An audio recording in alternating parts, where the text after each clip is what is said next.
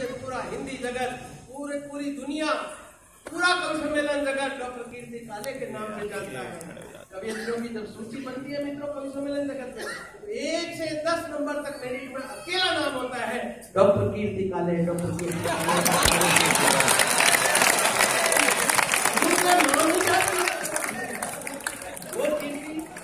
वो कीर्ति तो काव्य पाठ भी करती है, गीत पाठ भी करती है और संचालन भी करती है। आप पहले इनके श्रेष्ठ संचालन के लिए जोरदार तालियां बजाएं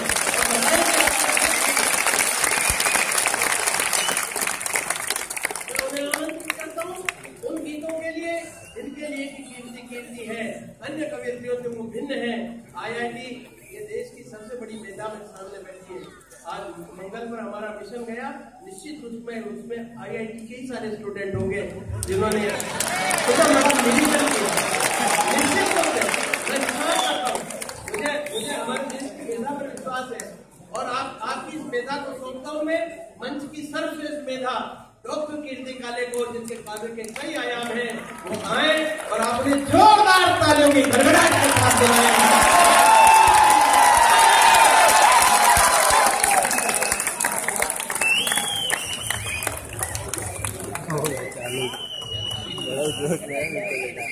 पिछली बार एक और आए थे याद है? वो तो लगा ना मर गए निकल लिए। बहुत अच्छी तरह आप लोगों ने हर रस के कवि को सुना है।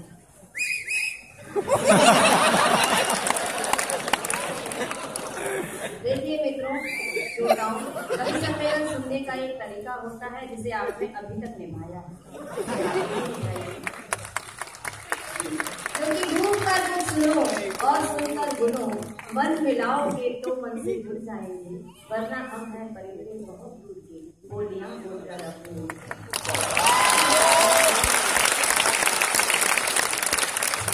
सबसे पहला छंद मैं देश के नौजवानों से अपील करते हुए सुनाना चाहती हूँ। सुनिएगा कि भारत के नौजवानों भारती पुकारती है, भेदभाव छोड़कर साथ साथ आइए। भारत के नौजवानों भारती पुकारती है, भेदभाव छोड़कर साथ साथ आइए। लगी है फिर भारती की लाज, आज लाज कर थोड़े राज को जगाइए। कि वाणी की विनम्रता न दोष बन जाए कहीं, कि वाणी की विनम्रता न दोष बन जाए कहीं। अपना प्रचंड रूप शत्रु को दिखाइए, और एक हाथ में तिरंगा और दूसरे में गंगा लेके फिर वंदे मातरम गीत गाइए।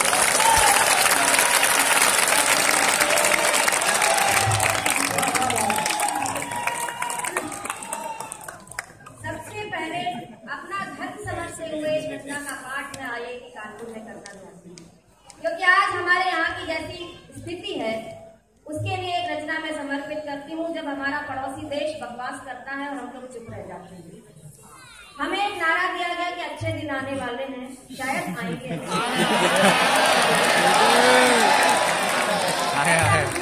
विश्वास है ऐसा आप लोगों को भी विश्वास, इसी विश्वास के भरोसे पर एक रचना सुनाती हूँ। आप कहाँ जाए?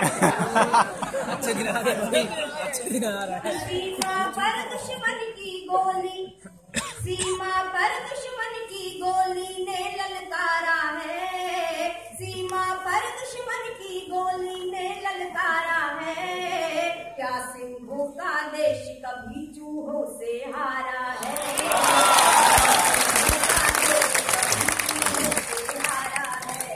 आपकी तालियां घनीभूत हो जानी चाहिए, क्योंकि हम लोग चुप रह जाते हैं, इसीलिए उसका हौसला बढ़ जाता है। पंक्तियां सुनाती हूँ। सीमा पर दुश्मन की गोली ने ललकारा है, क्या सिंहों का देश कभी चूहों से हारा है? क्या सिंहों का देश कभी चूहों से हारा? पंक्तियां सुना। भस्म हो गया था 65 में पाक युद्ध की होली में, भस्म हो गया था 65 में पाक युद्ध की होली में। भीख समझ कर डाल दिया लाहौर कराची छोटी में। अब के युद्ध हुआ तो ना फिर ताशकंद दोहराएंगे, अब के युद्ध हुआ तो ना फिर ताशकंद दोहराएंगे। पूरे पाकिस्तान पे अब के 3 रंग लहराएंगे।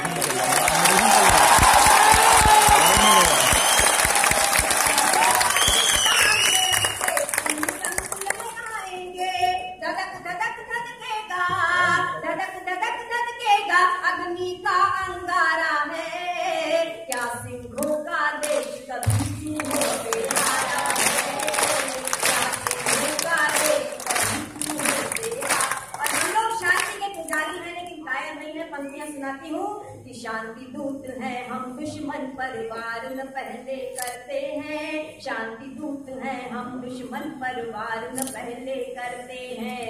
इसका अर्थ लगा मत लेना, हम लड़ने से डरते हैं। फिर भोले भाले शंकर को प्रलयंकर होना होगा, फिर भोले भाले शंकर को प्रलयंकर होना होगा। नेत्र तीसरा खोल के बम बम बम हर हर होना होगा। थर थर थर कांपेगा, थर थर थर कांपेगा, अब के चांद सितारा है। क्या तुम धोखा देते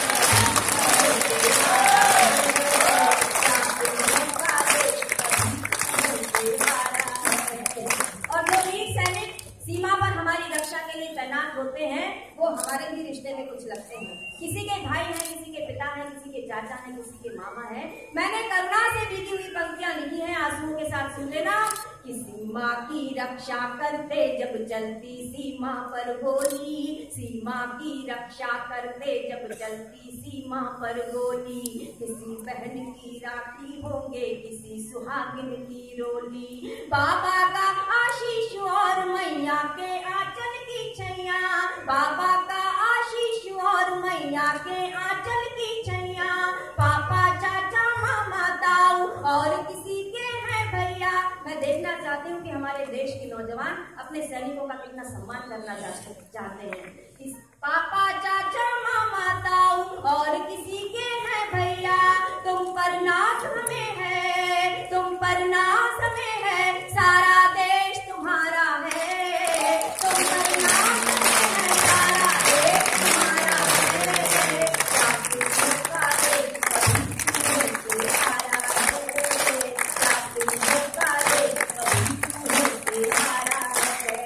और आज मेरी आपकी हम सच्ची क्या इच्छा है, क्या आकांक्षा है, आज जिन पंक्तियां सुनाती हूँ कि अब के आर पार होगा ना कोई भी माफी होगी।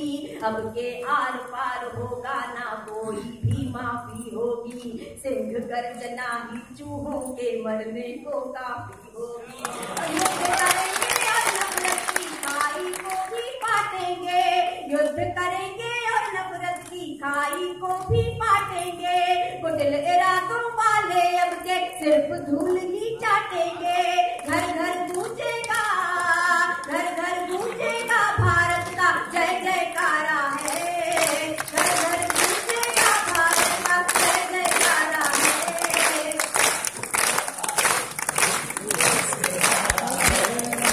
सारे जहां सुरक्षा हिंदुस्तान हमारा है, सारे जहां सुरक्षा हिंदुस्तान हमारा है।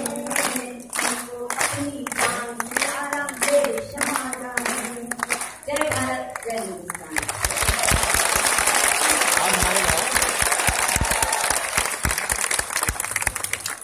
ये मैंने अपने कवि का धर्म निभाते हुए रचना सुनी।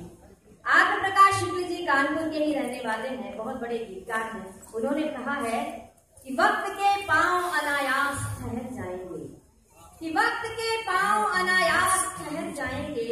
और गौर से देखोगे तो कुछ और नजर आएंगे, और ध्यान से हमको सुनोगे तो हम रफ्ता रफ्ता कान के जरिए कलेजे में उतर जाएंगे। तो कान से लेकर कलेजे तक की यात्रा अपने गीतों के माध्यम से करना चाहती हूँ। एक मुक्तक 4 पंक्तियां आपके सामने रखती हूँ, सुनिएगा। कि तुम्हारी आंख में शायद सभी सपने सुहाने हैं, तुम्हारी आंख में शायद सभी सपने सुहाने हैं। हमारी याद में भी तो अभी गुजरे समाने हैं। और पता है मेरे गीतों की किताबें क्यों महकती हैं, पता है मेरे गीतों की किताबें क्यों महकती हैं। हमारे दिल के तहखाने में खुशबू के खजाने हैं, हमारे दिल के तहखाने में खुशबू के खजाने हैं। कभी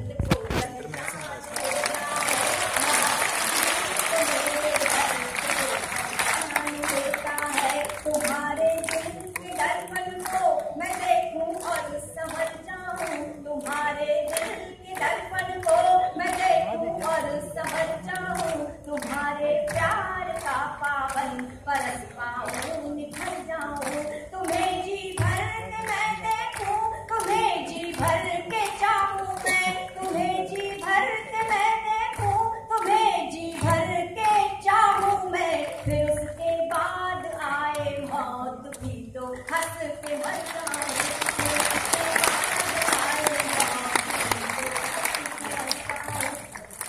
श्रोताओं, एक टिप्पणी करती हूँ, मेरी बात बहुत ध्यान से सुनना कि दुनिया में दो तरह के लोग होते हैं। दुनिया में दो तरह के लोग होते हैं। पहले वे होते हैं जो प्यार को मजाक समझते हैं, ऐसे लोग कभी प्यार नहीं कर पाते।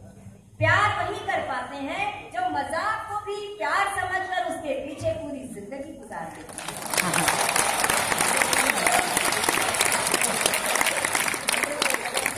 जिन्होंने प्यार किया है वो जानते हैं कि प्यार एक तूफान का नाम है और प्यार पर लिखना उस तूफान को बाहों में समेट कर कुछ देर रोके रखने का नाम है।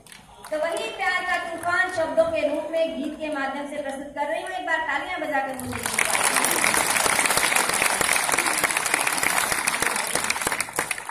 बस मेरे शब्दों को महसूस करके सुनना।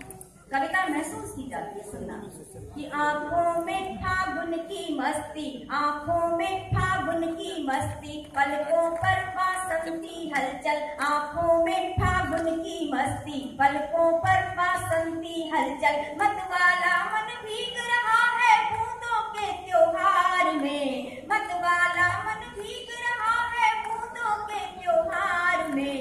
शायद ऐसा ही होता है पहले पहले प्यार में, शायद ऐसा ही होता है पहले पहले प्यार में।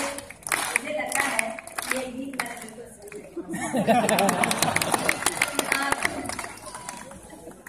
गौरव जी कह रहे हैं ये सबसे बढ़िया लगी है।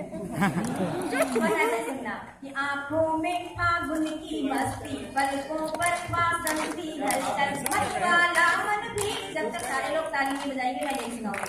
आंखों में फागुन की मस्ती, पलकों पर वासंती हलचल, मतवाला मन भीग रहा है बूंदों के त्योहार में।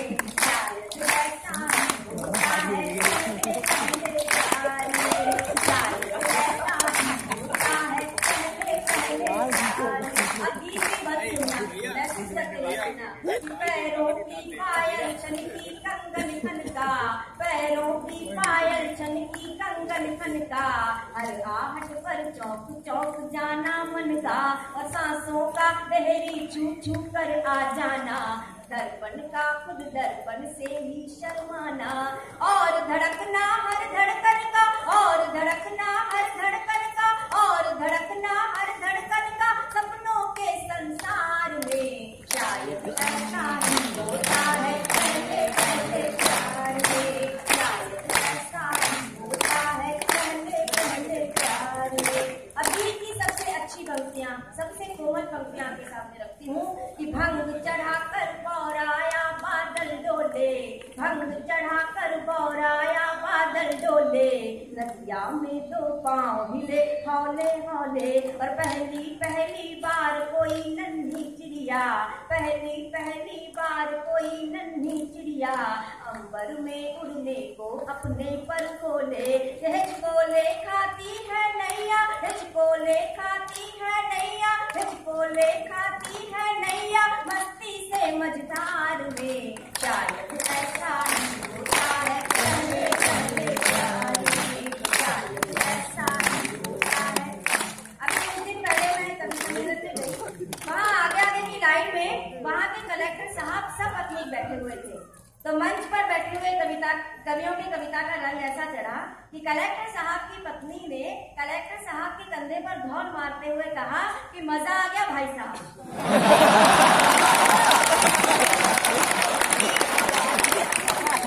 और उन्होंने भी जवाब दे दिया थैंक यू बहन जी। उसका रंग होता है के सिर पर चढ़ता है। गीत की अंतिम पंक्तियां सुनाती हूँ। किशोरवय की कन्या का मैंने शब्द चित्र उकेरा है, सुनिएगा कि जिन पैरों में उछला करता था बचपन, जिन पैरों में उछला करता था बचपन, कैसी बात हुई कि बदल गया दर्पण, और होता है उन्मुक्त अनोखा ये बंधन, रोम रोम पूजा सांसें चंदन चंदन, कि बिन मांगे सब कुछ मिल जाता, बिन मांगे सब कुछ मिल जाता, बिन मांगे सब कुछ मिल जाता, आंखों के व्यापार में। शायद ऐसा ही होता है पहले पहले प्यार में, शायद ऐसा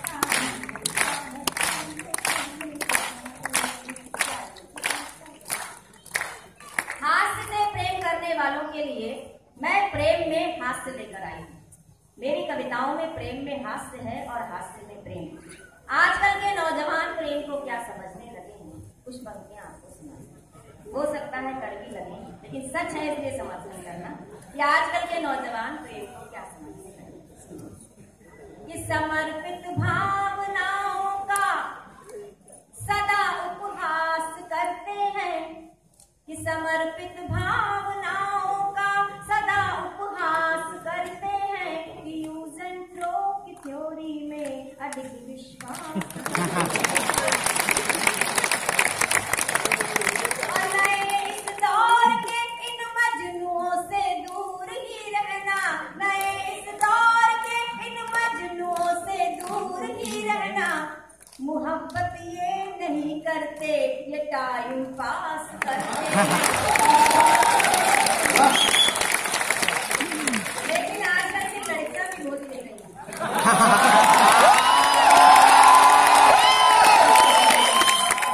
लड़कियां भी होशियार हो गई। कैसे होशियार? दोनों पक्षों की बात करते हैं, मैं एक पक्ष की बात नहीं करती। आजकल की लड़कियां कैसे होशियार हो गई सुनना। कि इनके प्यार करने के नियम भी हार्ड होते हैं। ऐसे वैसे से प्यार नहीं पूरी जन्म पत्र में पहले बात कि इनके प्यार करने, इस कोने से ताली की आवाज आ रही, दिखाई तो मुझे यहाँ कुछ भी नहीं। इनके प्यार करने के नियम भी हार्ड होते हैं, इनके दिल के दरवाजे पे अक्सर गार्ड होते हैं।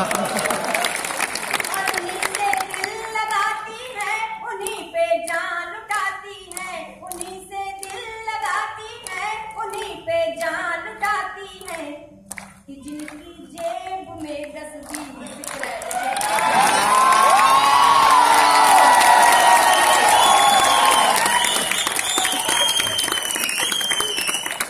जब से मैंने ये पंक्तियां लिखी है, मंच के सारे कवि अपने अपने क्रेडिट कार्डों की संख्या बढ़ाने में लगे लेकिन अभी तक 10 किसी के भी पास नहीं।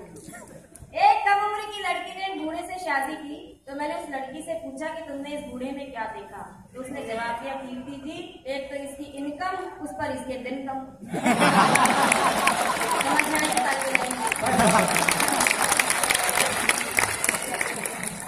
ये पंकज प्रसून जिसने इस कवि सम्मेलन की शुरुआत की, जब इसकी शादी का समय आया तो मैंने एक रिश्ता सुझाया।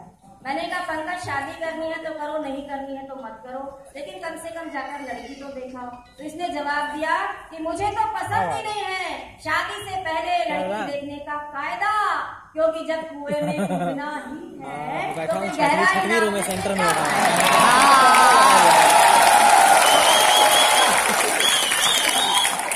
जहाँ कैमरा लगा हुआ है, सेंटर में कैमरा लगा हुआ है। लेकिन क्या होता है प्रेम आपको आना चाहिए, आप हाउसफुल क्या दो दोहे सुनाती हूँ, बहुत ध्यान से सुनना। नहीं बोले तो मेरे दोस्त इंतजार कर रहे हैं, मैं इनको रखा हूँ वहाँ जगह रखी हुई मेरे लिए। इसकी कविताएं मैं लिखती हूँ। आग लगी नहीं इससे बोलते तो आने देता है। राजा चंदन बंस, जंगल में आग लग गई, पता चंदन का पेड़ धू करके जलने लगा, तो उस चंदन के पेड़ ने अपनी डाली पर बैठे हुए हंस से कहा कि आग लगी वनखंड में राजा चंदन बंस, मैं तो दाजू पंख बिन, तू क्यों दाजे हंस। हे हंस मेरे तो पंख पैर नहीं है, मैं उड़ नहीं सकता, भाग नहीं सकता, तेरे तो पंख भी है पैर भी है, तू मुझे हाउसफुल है, पता नहीं भाग क्यों नहीं जाता, उड़ क्यों नहीं जाता। तो उस हंस ने जो जवाब दिया वो प्रेम की पराकाष्ठा लगे तो बताना। उस हंस ने कहा कि पान मरोड़या रस पिया बैठा थारी डाल, कि मैंने उम्र भर किया ही क्या, तेरे पत्तों को निचोड़ निचोड़ कर उनका रस पिया है, तेरी डाली पर बैठकर विश्राम किया है, कि पान मरोड़या रस पिया बैठा थारी डाल, और तू जले मैं उड़ चलूं जीणों के तेज डाल।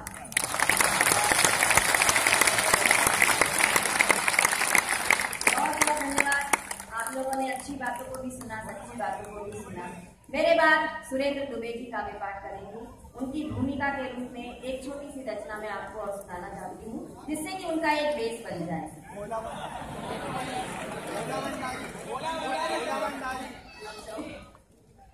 दूसरी सुना देती हूँ, गोला भंडारी का ऊपर भूल गई। एक अच्छी रचना सुनाती हूँ, सुनना। कि जब भी हम लोग अपनी मर्जी का कोई काम करते हैं तो समाज की बहुत सारी, आपने बाबा में सुना होगा, जब भी हम लोग अपनी मर्जी का कोई काम करते हैं तो समाज की बहुत सारी उंगलियां हमारे सामने उठकर खड़ी हो जाती हैं। मैंने उन्हीं उंगलियों को जवाब देने की कोशिश की। मंच का भी मैं ध्यान चाहूंगी और आपका भी ध्यान चाहूंगी। एक सच्ची, एक अच्छी रचना आपके सामने प्रस्तुत करती हूँ। एक बार ताली बजा दीजिए।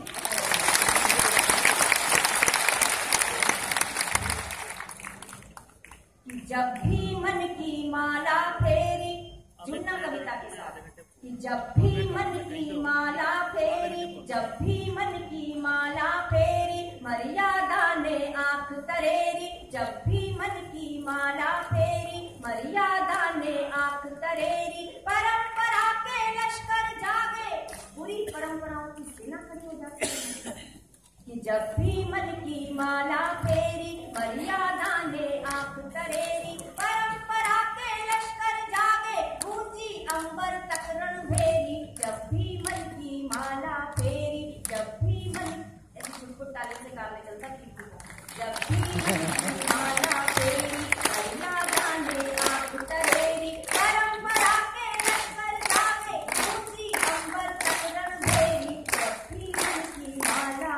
सुनना, ध्यान से सुनना, महसूस करते हुए कि जिनको है स्वीकार सदा से तालाबों में घिरकर जीना, जिनको है स्वीकार सदा से तालाबों में घिरकर जीना, वो क्या जाने क्या होता है झरनों का पावन जल पीना।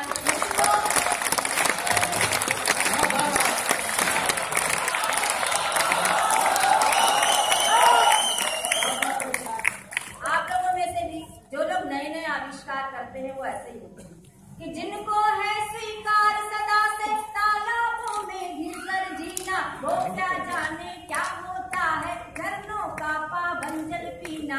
आंखों में आकाश सजाना, बाहों में बादल भर लेना, कस्तूरी के लिए भटक कर खुद को ही पागल कर लेना।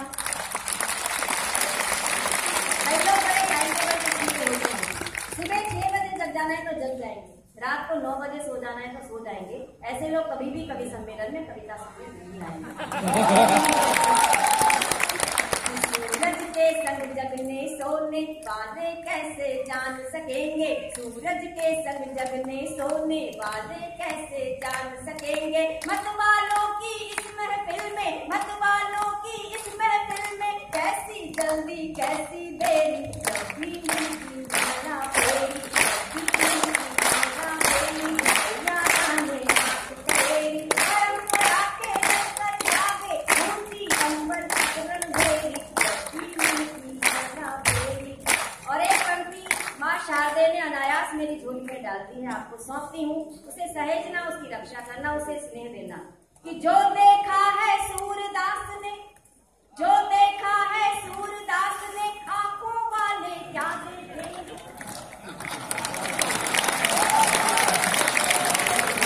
जो देखा है सूरदास ने, आंखों वाले क्या देखेंगे। जो महसूस किया मीरा ने, ज्ञानी ज्ञानी क्या सोचेंगे। दीवानों की इस बस्ती में कैसा पाना कैसा खोना, आसमान की चादर ओढ़ी धरती का कर दिया खिलौना।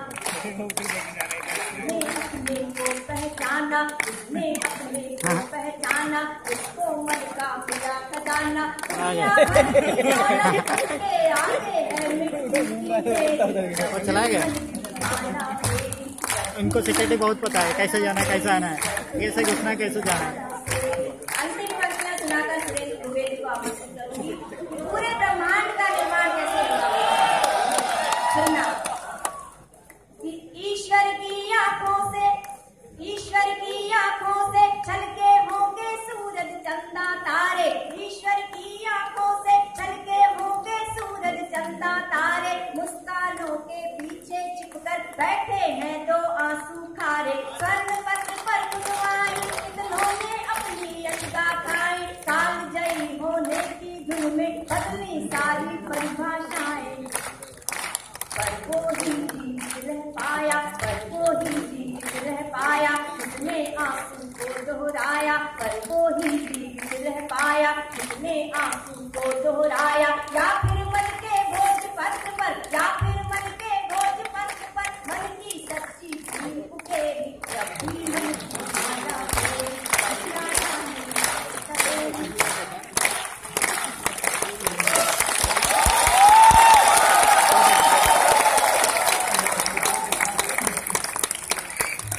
श्रोताओं, जब जिंदगी जटिल और व्यवस्था कुटिल होती है, उस दौर की कविता हास्य व्यंग्य की कविता होती है। जॉर्ज बर्नार्ड शॉ ने एक जगह पर लिखा कि इंग्लैंड की संसद में एक सदस्य ने गुस्से में आकर यह कह दिया कि इस सदन के आधे सदस्य गधे हैं। तो सारे सदस्यों ने उस सदस्य को माफी मांगने के लिए विवश किया।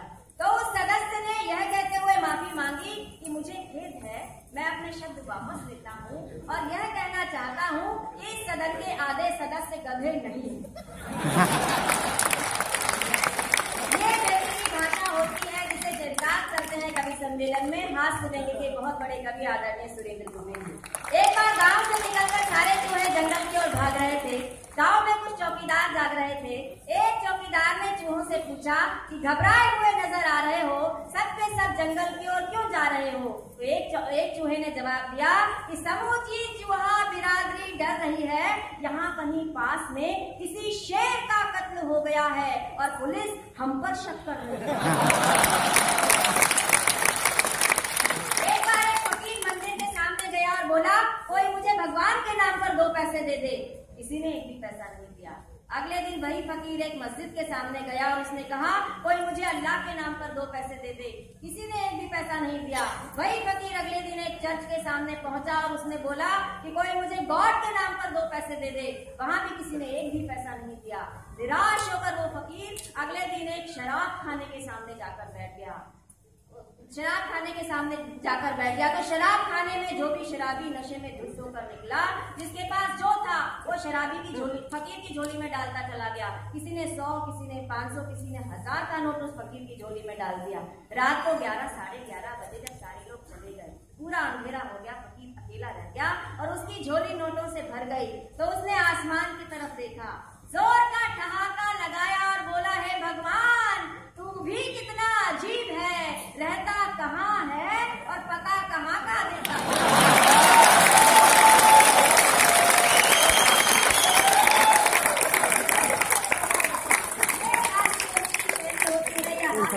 भाषा होती है। आदरणीय सुरेंद्र दुबे जी जयपुर से चलते हैं, पूरे हिंदी के हो जाते हैं, हिंदी जगत के पूरे सम्मेलन के हो जाते हैं। एक तो विशेषताएं जल्दी गिरवाकर इन्हें आमंत्रित करती हूँ। ये सबसे बड़ी बात, जिस नए विषयों पर ये लिखते रहते हैं और जिस विषय पर ये लिखते हैं, इससे अच्छा कोई भी उस विषय पर नहीं लिख पाता, इतनी मौलिक दृष्टि इनकी है। दूसरी इनकी विशेषता ये है कि जहाँ पर ये हाँ कहते हैं, जिस कवि सम्मेलन में जाने के लिए स्वीकृति देते हैं, उस कवि सम्मेलन में अवश्य पहुँचते हैं, भले ही उस दिन उन्हें बहुत मोटे लिफाफे का कवि सम्मेलन का आमंत्रण हो। आज भी मुझे पता है, मैं 25 सालों से इन्हें जानती हूँ, आज भी इनके पास बहुत बड़े पेमेंट का कार्यक्रम था, लेकिन इन्होंने जब हाँ कह दिया यहाँ आने के लिए तो यही आए। ऐसे बहुत कम कवियों में पाया जाता है।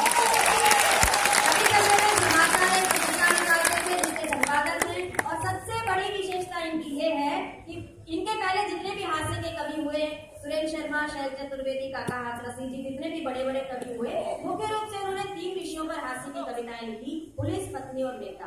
इन्होंने तीनों विषयों को अमूमन अलग हटाकर एक चौथा दृष्टिकोण दिया हास्य का, वो है हास्य रस में देशभक्ति की कविता का फ्लेवर, देशभक्ति की कविता की खुशबू, जिसके लिए इन्हें जाना जाता है। एक बार जोरदार तालियां बजाकर रिकॉर्डिंग कर ले भाई, रिकॉर्डिंग कर ले। कौन बोला? ठीक है, वही हमें समझ में नहीं आया। इसको रिकॉर्ड कर लेता, चल रहा है कंटिन्यू। फरमाइश है। अच्छा वो हाँ भेजेंगे, हैं वीडियो भेजेंगे, ऐसा है क्या?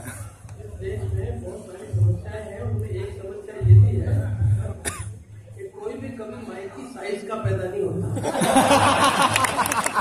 हर बार माइक को कभी की साइज का करना पड़ता है। बहुत अच्छा पाठ हमारे सभी कवि ने किया है। कवि सम्मेलन तो सफल हो गया है, निश्चित रूप से सफल हो गया। अब करने के वाइद ने कवि सम्मेलन को सफल किया, बंसल साहब ने इसे सार्थक किया, कुंवर बेचैन जी और कीर्ति जी ने इसे चिरस्मरणीय बनाया। अब मैं इसे अद्भुत कर देता हूँ।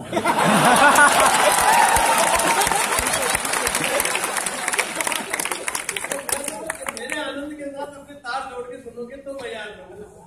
जैसी मस्ती में मैं सुनाता हूँ, उसी मस्ती में आप डूब जाना और वैसे याद मुझे लंबी उम्र का आशीर्वाद मिला। कैसे मिला? स्टाइल देखो उसका, मजा है।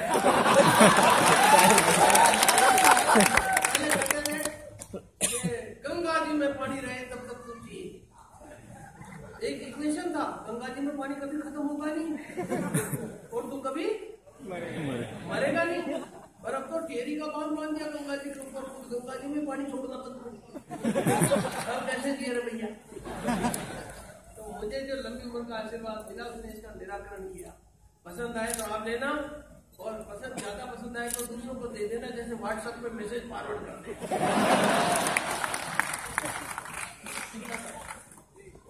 लंबी उम्र दीर्घायु होने का आशीर्वाद।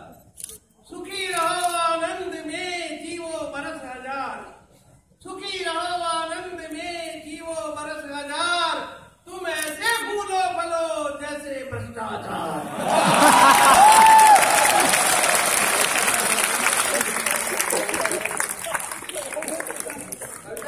40 लाइन की जरूरत नहीं, 2 लाइन में काम हो जाए।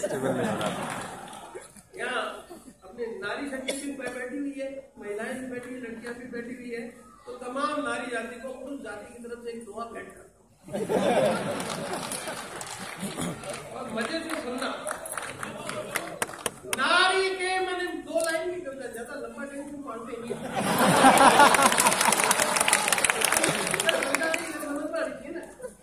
नारी के मन में मिली 2 इच्छाएं खास, स्त्रियों का मन टटोला, मैंने मुझे क्या मिला।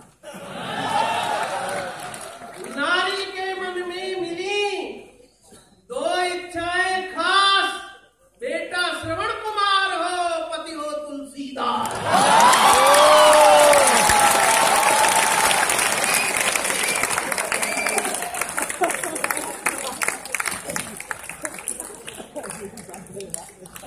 मेरी शादी बड़ी मुश्किल से हुई,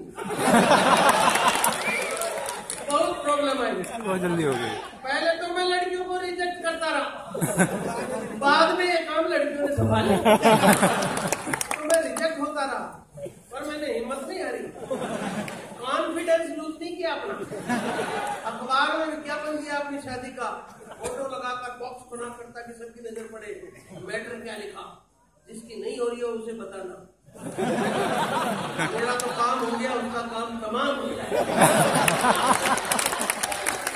मैंने अपनी शादी का विज्ञापन लिखा, विवाह की इच्छुक युवतियां निसंकोच अपना बायोडेटा भेजें, बिल्कुल नहीं डरे, विवाह योग्य वर कवि सुरेंद्र दुबे पहले इस्तेमाल करें।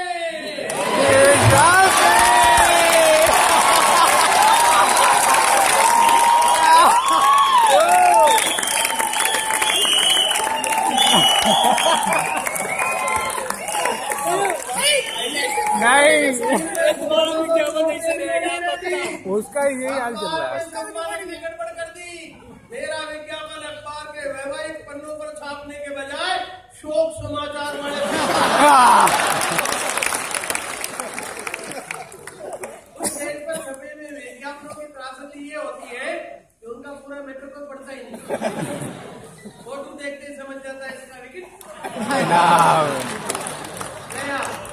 विज्ञापन करके लड़कियों के माँ बाप तो आए नहीं सगाई संबंध लेके, कंधे पे तौलिया डाल डाल के ताक करने वाले लट गए दिखे। चलो पहुंचा के आते हैं, आदमी सोचता क्या है, हो क्या जाता है, बस वहीं से आश्चर्य आता है। एक कविता सुनाता हूँ, बहुत छोटी थी, आपको शायद पसंद है। काम वाली बाई काम पर नहीं आई तो पत्नी ने फोन करके उसको डांट पिलाई कि अगर तुझे आज नहीं आना था तो पहले बताना था, अगर तुझे आज नहीं आना था तो पहले बताना था। वो बोली मैंने तो परसों ही फेसबुक पे लिख दिया था। 1 हफ्ता के लिए गोवा जा रही हूँ, नहीं आ पाऊंगी, पहले अपडेटेड रहो, फिर पता नहीं चले तो कहो। पत्नी बोली अच्छा तो तू फेसबुक पर भी है? वो बोली मैं तो बहुत पहले से फेसबुक पर हूँ साहब, मेरे फेसबुक फ्रेंड है। बिल्कुल नहीं झिझकते हैं, मेरे हर अपडेट पर बिंदास कमेंट लिखते हैं। इस पर भी उन्होंने लिखा ऐसी जर्नी यू आर रेयर, जल्दी आना, मुझे नहीं भाएगा पत्नी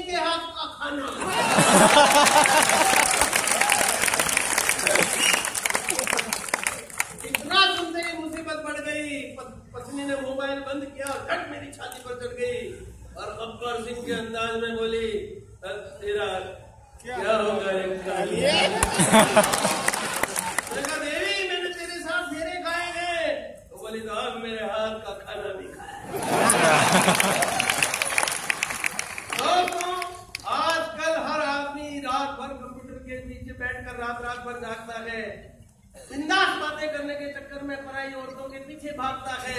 और इस प्रकरण से हमारी समझ में ये बात आई है कि जिसे हम बिंदास बात करने वाले खूबसूरत जवान लड़की समझ बैठे हैं, वो तो किसी की काम वाली भाई है। करने के लिए जवान सुंदर लड़की की फोटो लगाई है। सारा कहो रे IIT कानपुर वालों, आपको ये लाइन सौंपता हूँ, इस युग का सारा मामला लुक पर है। और आपकी जानकारी के लिए बता दूं कि आजकल मेरा कुत्ता भी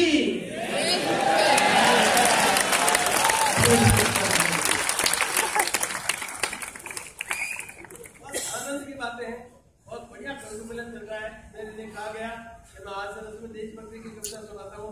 एक कविता सबसे पहले वो सुना, हास्य रस में देशभक्ति। आप कहते हास्य रस और देशभक्ति ऐसा कैसे? देशभक्ति तो डिपार्टमेंट ही वीर रस के कवियों का है।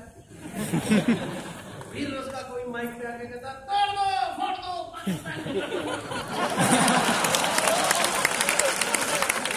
और हमारे यहाँ देशभक्ति उत्पन्न होती है। अच्छा, हमारी देशभक्ति भी बड़ी विचित्र है साहब। पाकिस्तान के अलावा और किसी देश के सामने पैदा होने को नहीं है।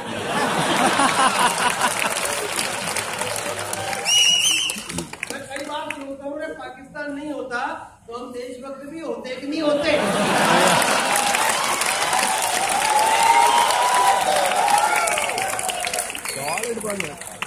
मैंने कविता में पाकिस्तान से नहीं, पाकिस्तान को वीर रस के लिए कुछ छोड़ा। अपन ने हास्य रस के कवि के रूप में पाकिस्तान के काकाजी से टक्कर दी, अमेरिका में। पिताजी तो अपन है ही उसके। टक्कर ली उसकी कविता सुनना आपको आनंद आएगा।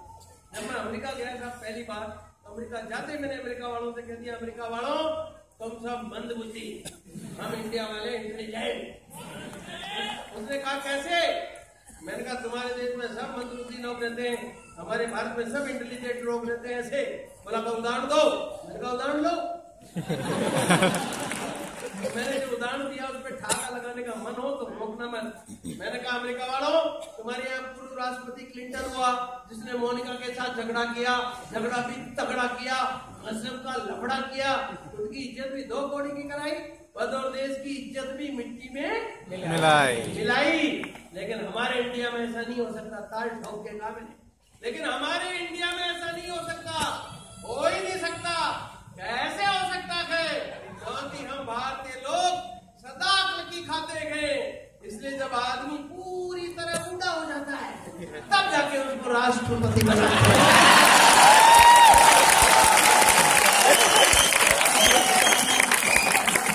बहुत सही।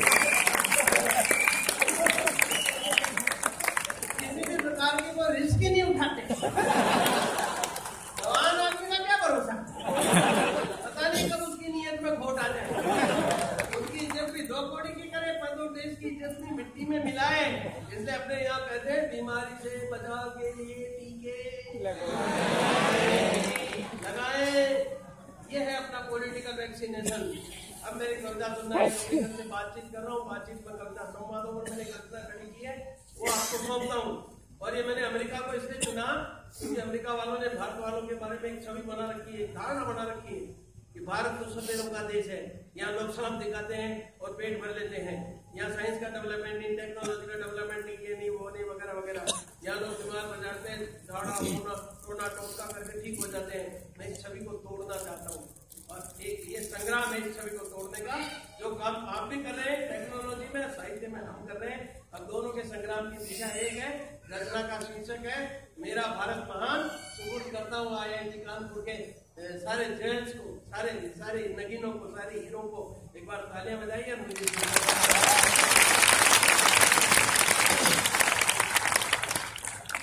एक अमेरिकन ने मुझसे कहा तुम्हें अगर आपका भारत महान है तो बताइए संसार के इतने सारे आविष्कारों में तुम्हारे देश का क्या योगदान है? उसने कहा आकाशीय रेंज से लेकर रॉकेट तक, इस दुनिया में जो कुछ बनाया हम अमेरिका वालों ने बनाया। जब तुम इंडिया वालों ने कुछ नहीं बनाया तो तुम महान कैसे? मैंने आप सब की तरफ से जवाब दिया कि हम महान कैसे। मैंने वो आविष्कार गिनाए दोस्तों जो सिर्फ इंडिया ने किए, इंडिया के अलावा किसी ने नहीं किए। एक एक आविष्कार पर यहाँ मौजूद एक देशभक्त श्रोता की भरपूर तालियां उठा के जाऊंगा।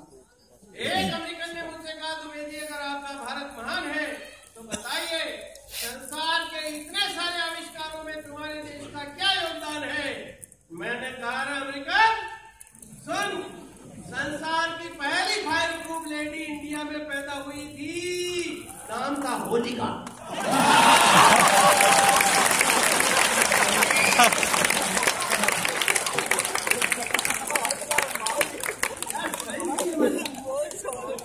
टेक्नोलॉजी थी हमारे, आपको उसका डुप्लीकेट तक नहीं बना पाए और हमसे बड़बड़ कर रहे हैं। मैंने कहा, अमेरिकन संसार की पहली फायर प्रूफ लेडी इंडिया में पैदा हुई थी, नाम था होलिका। आग में जलती नहीं थी, इसलिए उस जमाने में फायर ब्रिगेड चलती नहीं थी। ये तो हिरण्यकश्यप ने प्रहलाद को मारने का षड्यंत्र किया, इसलिए भगवान ने उसकी बॉडी में शॉर्ट सर्किट कर दिया। भगवान की तरकीब चल गई और होलिका जल गई। संसार की पहली वाटर प्रूफ बिल्डिंग इंडिया में बनी थी, भारत का दूसरा विस्तार अपना प्यार चाहिए। संसार की पहली वाटरप्रूफ बिल्डिंग इंडिया में बनी थी जो समुद्र के पहले में विष्णु भगवान का सरकारी रेजिडेंस थी। बिल्डिंग का नाम था शेषनाग। शेषनाग समुद्र में चले गए, विशेषनाग धरती पर ही रहे। अब उन्हीं के हाथों चले गए। संसार के पहले पत्रकार नारद जी हुए।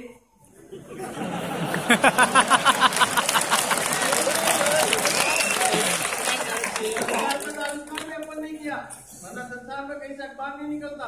हमने बताया दुनिया को सूचना देने का कितना महत्व, सूचनाओं से बने समाचार, समाचारों से निकले अखबार, सूचना ही नहीं होती। आज जो लोग कहते हैं आईटी में इंडिया सबसे आगे है, मैं उनको कहता हूँ हम आईटी में आज से आगे नहीं है, एड से हम आईटी में दुनिया में सबसे आगे हैं। उस जमाने में इंटरनेट का संचालन नारद जी करते थे। सारे देवी देवताओं के ईमेल एड्रेस थे भाई के पास। महीना पहुंच गया है। विष्णु जी को सूचना करनी होती तो फट ईमेल करते थे, भगवान विष्णु @नारायण।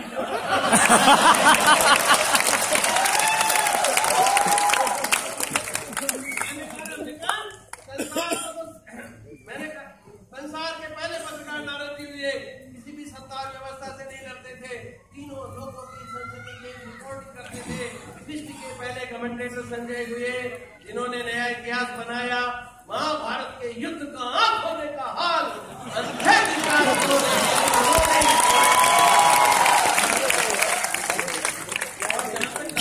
सवाल है, इसका आविष्कार इंडिया ने किया। अमेरिका पूरी दुनिया पर दादागिरी कर रहा है। मैंने कहा, अमेरिका वालों तुमने तो ये शुरू किया, आजकल में ये मुझे दादागिरी हम इंडिया वालों ने तो कर करा के छोड़ भी दी। आपके हंसी के लिए जहाँ मेरी दृष्टि नहीं है, पर आपका प्यार चाहिए। मैंने कहा, अमेरिका जहाँ तक दादागिरी का सवाल है, इसका आविष्कार भी इंडिया ने किया, क्योंकि शताब्दियों पूर्व भारत के शनिचर भगवान ने तीनों लोगों में इतना आतंक मचाया, इतना आतंक मचाया कि हफ्ता वसूली का रिवाज